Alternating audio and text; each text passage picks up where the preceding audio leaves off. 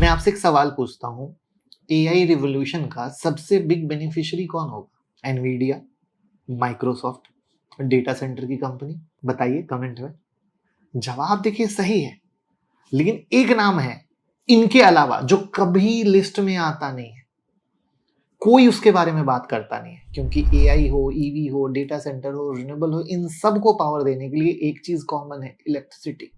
और इलेक्ट्रिसिटी का पूरा इंफ्रा एक इनविजिबल नेटवर्क पर डिपेंड करता है, जो है वायर और केबल। यानी वायर और केबल के बिना आप किसी इंडस्ट्री को कहीं ले ही नहीं जा सकते हो, राइट? और लोग इसके बारे में बात ही नहीं करते हैं, या इसको मैं अपनी भाषा में कहूँ, बहुत छोटी कंपनी टाइप समझते हैं कि अरे ये छोटा, अरे इसमें क्या, हाँ। लेकिन इसके बिना होगा कैसा, कैसे हो सकता है? मतलब इलेक्ट्रिसिटी मतलब इकोनॉमिक एक्टिविटी की जान हो गई ना। कोई भी इकोनॉमिक एक्टिविटी इलेक्ट्रिसिटी के बिना पॉसिबल है क्या? फैक्ट्री चलानी इलेक्ट्रिसिटी चाहिए, हॉस्पिटल चलानी इलेक्ट्रिसिटी चाहिए, डेटा सेंटर ऑपरेट करना है तो इलेक्ट्रिसिटी चाहिए, ईवी चार्ज करने के लिए इलेक्ट्रिसिटी चाहिए, एआई मॉडल ट्रेन करने के लिए इलेक्ट्रिसिटी चाहिए। तो ये सिर्फ यूटिलिटी तो है नहीं, ये इकोनॉमिक एक्टिविटी की फाउंडेशन है। और इसके लिए चाहिए wire and cable. International energy agency के अकॉर्डिंग ग्लोबल इलेक्ट्रिसिटी डिमांड 2030 तक हर साल लगभग 3.5% से ज्यादा ग्रो कर सकती है।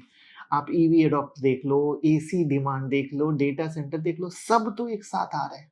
और इंडिया में स्टोरी तो और तेजी से बढ़ रही है। पिछले एक डिकेड में इंडिया का electricity generation 1.16 lakh crore unit से बढ़कर 1.82 लाख करोड़ यूनिट तक पहुंच चुका है।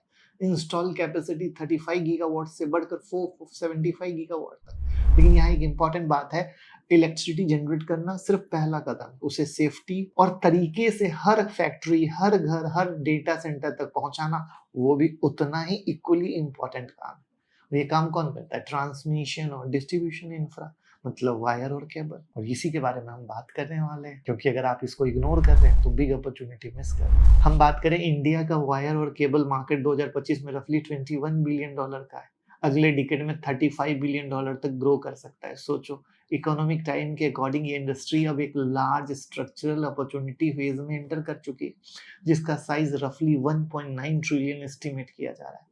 यहाँ पर बहुत सारी कोई बाई सेल रिकमेंडेशन नहीं है प्रभु, बता रहा हूँ। Polycab India, KEI industry, RR cable जैसी कई कंपनियों ने पिछले 5 साल में स्ट्रॉन्ग रिटर्न डिलीवर किए। लेकिन रिटर्न की स्टोरी से पहले इंडस्ट्री को समझिए, क्योंकि जो इन्वेस्टर स्टोरी समझता है ना, वही रिटर्न को बेहतर समझता है। और जो खाली स्टॉक का नाम सुना, आज खरीद लिया, कल गिर गया, इसने फंसा दिया, उसने मरा दिया, बस इतना ही करता रह जाता है। इसीलिए ज्यादा लोग कमा नहीं पाते, क्योंकि उनको 2 मिनट में स्टॉक के नाम जानने होते हैं। अब समझिए डिमांड ड्राइवर। 5 ड्राइवर हैं जो डिमांड को पुश कर रहे हैं। डिमांड पहला है इलेक्ट्रिफिकेशन प्रोग्राम। इंडिया में electrification journey relatively let start हुई, लेकिन लास्ट डिकेड में गवर्नमेंट ने एग्रेसिव प्रोग्राम लॉन्च किए बहुत सारे।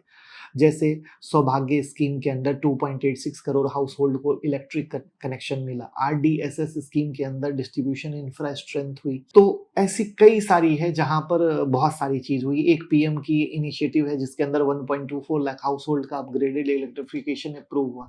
जब इतने करोड़ हाउस होल्ड कनेक्ट हो रहे हैं, thousand of kilometre transmission distribution cable install होते हैं, तो केबल की डिमांड आती है। दूसरा है रिन्यूएबल एनर्जी एक्सपेंशन। सरकार का टारगेट है 2030 तक 500 गीगावाट। और ये एक एंगल है जो लोग मिस कर रहे हैं। Solar farm, wind farm mostly remote region में होते हैं, राजस्थान के डेजर्ट में, कोस्टल एरिया में। उस इलेक्ट्रिसिटी को नेशनल ग्रिड तक कनेक्ट करने के लिए लॉन्ग डिस्टेंस ट्रांसमिशन केबल चाहिए दोस्तों। तो रिन्यूएबल एनर्जी एक्सपेंशन सिर्फ पैनल और टरबाइन की स्टोरी नहीं है, ये केबल की भी स्टोरी है। फिर आ जाओ डेटा सेंटर पे। इंडिया में डेटा सेंटर कैपेसिटी 2035 तक रफली 14 गीगावाट तक पहुंच सकती है। डेटा सेंटर को मैसिव इलेक्ट्रिसिटी चाहिए, सर्वर के लिए, कूलिंग सिस्टम के लिए, नेटवर्किंग के लिए, सब तो पावर कंज्यूम करता है। और आपको बताऊं, डेटा सेंटर के अंदर ऑप्टिकल फाइबर केबल का रोल तेजी से बढ़ रहा है। एआई वर्कलोड में सर्वर के बीच extremely high speed data transfer की रिक्वायरमेंट होती है, और वो ऑप्टिकल फाइबर से ही पॉसिबल है। मेटा ने रिसेंटली कॉर्निंग के साथ $1 बिलियन का डील साइन किया, सिर्फ फाइबर ऑप्टिकल के लिए नहीं, $1 बिलियन सिर्फ केबल के लिए। आई बात समझ में? झटका लगा, इसको बोलते हैं रिसर्च। तब इन्वेस्टर पैसा लगाता है। वीडियो को लाइक करो, फॉलो करो। अब आ जाओ रेलवे के इलेक्ट्रिफिकेशन पे। इंडियन रेलवे ने almost entire broad gauge network electrify कर दिया। ये मैसिव इंफ्रा प्रोजेक्ट था ना दोस्तों, और केबल इस पूरी एक्सरसाइज का क्रिटिकल कंपोनेंट थे। हो सकता था, बता लो, कभी ऐसे सोचे हो? तो दैट्स द थिंग ना, खाली स्टॉक गिर गया परेशान। ईवी पे आ जाओ, चार्जिंग इंफ्रा पे आ जाओ, किस स्पेशलाइज्ड पावर केबल की जरूरत है? अभी तो अर्ली स्टेज है, जैसे जैसे ईवी एडॉप्शन बढ़ेगा, चार्जिंग इंफ्रा बढ़ेंगे, केबल की डिमांड बढ़ेगी। बढ़ेगी कि नहीं बढ़ेगी? मैं आपको एक छोटी सी स्टोरी बताता हूँ। एक गांव में दो लकड़हारे रहते थे, दोनों जंगल में जाकर लकड़ी काटते थे। पहला आदमी सुबह से शाम तक बिना रुके काटता था, पूरा दिन मेहनत नॉन स्टॉप। दूसरा आदमी बीच बीच में रुक जाता था, थोड़ा आराम करता था, अपनी कुल्हाड़ी को तेज करता था। शाम को जब दोनों वापस आए, सब लोग हैरान। पहला आदमी जो पूरा दिन काम करता रहा ना, उसने कम लकड़ी काटी, और जो बीच बीच में रुक रहा था उसने ज्यादा लकड़ी काटी। कैसे काटी बता लो?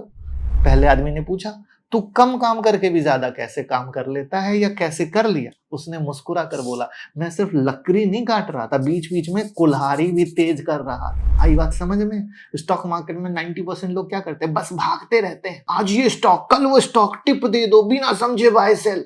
लेकिन स्मार्ट इन्वेस्टर क्या करते हैं? धार तेज करते हैं। किसकी? नॉलेज की। रुकते हैं, सीखते हैं, समझते हैं, जानते हैं, और तब अपनी सोच को तेज करते हैं, तब पैसा लगाते हैं, और वही लोग लॉन्ग टर्म में पैसा कमाते हैं। मार्केट में मेहनत से ज्यादा सही डायरेक्शन में मेहनत जरूरी है। आई बात समझ में? तो इसीलिए जो हम लोग इस ट्रैक्टर देख रहे हैं ना दोस्तों, ये बैकबोन है, और जिसे दुनिया इग्नोर कर रही है। आपने भी इग्नोर किया होगा। ईमानदारी से बताइए, आपके पोर्टफोलियो में कौन से वायर केबल है? कमेंट में बताइए। आइडिया तो लगे ना कि नहीं, वीडियो 25,000 लोगों ने अगर देखा तो क्या है, पता तो चले। देखिए, इंडस्ट्री सिर्फ वॉल्यूम में नहीं, वैल्यू में ग्रो कर रही है। वैल्यू वर्ड यूज कर रहा हूँ। Traditionally wire and cable demand mostly क्या होती है? रेसिडेंस, घर से लिंक होती है। Simple wire. यहाँ डिमांड शिफ्ट हो रही है दोस्तों, हाई वोल्टेज केबल चाहिए, स्पेशलाइज्ड फाइबर केबल चाहिए, हेवी ड्यूटी केबल चाहिए। किस लिए? रिन्यूएबल के लिए अलग तरह का वायर है, डेटा सेंटर के लिए अलग तरह का है, रेलवे के लिए अलग तरह का है, इंडस्ट्री के लिए अलग तरह का है। और बताओ, जब डिमांड होगी तो अलग अलग तरह का बनेगा। तो ये सब हाई वैल्यू स्पेशलाइज्ड केबल है, तो इसमें मार्जिन, इसमें वॉल्यूम का खेल थोड़ी होगा, वैल्यू का खेल होगा। अब बताओ, क्या सब कंपनी बना लेगी? नहीं बनाएगी ना। तो जो बनाएगी, जो यहाँ यहाँ ऐसे कंपनियों को ऑर्डर सप्लाई करेगी, उसका खेल चमकेगा कि नहीं चमकेगा? अब यहाँ पर कंपनी और मैनेजमेंट खुद कह रही है, कुछ सुनो। KEI इंडस्ट्री ने Q3 financial year 2026 con call में कहा कि उन्हें केबल डिमांड में कोई मीनिंगफुल स्लो डाउन नहीं दिखता है। Energy demand, industry, house hold, data centre, सबसे लगातार डिमांड आ रही है। ट्रांसमिशन, डिस्ट्रीब्यूशन, इंफ्रा प्रोजेक्ट भी कंटिन्यू है।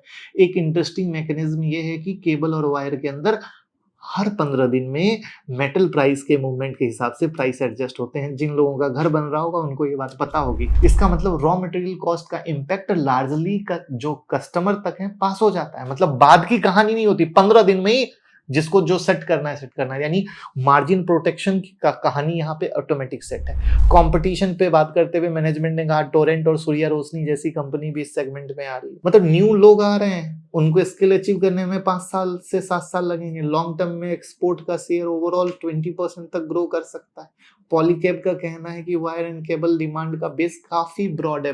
क्यों है? सरकार का capex, private capex, real estate, तीनों सेगमेंट से स्ट्रॉन्ग आ रहा है। Q3 फाइनेंशियल 2024 में डोमेस्टिक वायर और केबल इंडस्ट्री ने रफली 18% वॉल्यूम ग्रोथ। पावर ट्रांसमिशन और डिस्ट्रीब्यूशन में चले जाओ तो रिलेटेड जो एप्लीकेशन का कंट्रीब्यूशन है रफली 30% है। रियल एस्टेट में सिर्फ प्रीमियम नहीं, अफोर्डिंग हाउसिंग में भी पिकअप दिख रहा है। अब मुझे बताओ दोस्तों कि क्या कभी आप लोग इस तरीके से सोचते हो कि ये एंगल हो सकता है? मैनेजमेंट क्या कह रहा है? कभी ये पढ़ने की सुनने की कोशिश की है जहां पर मैनेजमेंट खुद कह रहा है कि भैया ये तो सबसे एक्शनेबल चीज है। वरना जैसे आईटी वाले क्या कहते हैं, अरे भैया क्या डिमांड होगी पता नहीं है, वो फ्यूचर डिमांड को लेकर रोते रहते हैं, राइट ना? वाई? Due to AI.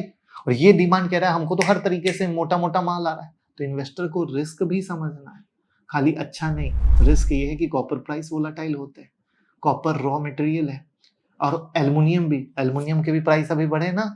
जो वो केन वाला गायब हो गया, कौन सा कोक का केन वाला मार्केट से गायब हो गया और प्राइस अलग बढ़ गए। तो ये कॉपर की प्राइस की वजह से फ्लक्चुएट होता है, तो रिजल्ट पे असर दिखता है, राइट है। तो उसके कारण शेयर भी बहुत तेजी से बढ़ते हैं तो बहुत तेजी से गिरते भी हैं। तो अर्निंग क्या होती है ना, अनप्रिडिक्टेबल हो सकती है। इसको नोट रखना पड़ेगा, इसको दिमाग से हटा नहीं सकते।